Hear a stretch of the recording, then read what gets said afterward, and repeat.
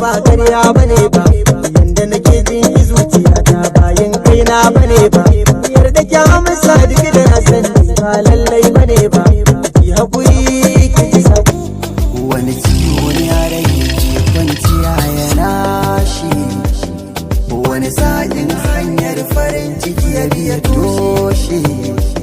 Na gane su wannan al'amari ne mai wuyar kwatance, da shi da ƙauna kuma haɗi ne ba a ba da yance. Daga nan da ka fara soyayya ka hawa hanya, sirri ne ‘ya'yan kanya ba a masa gaya, babu tabbaci ya ƙanana ko manya-manya, ba a tuhumar soyayya.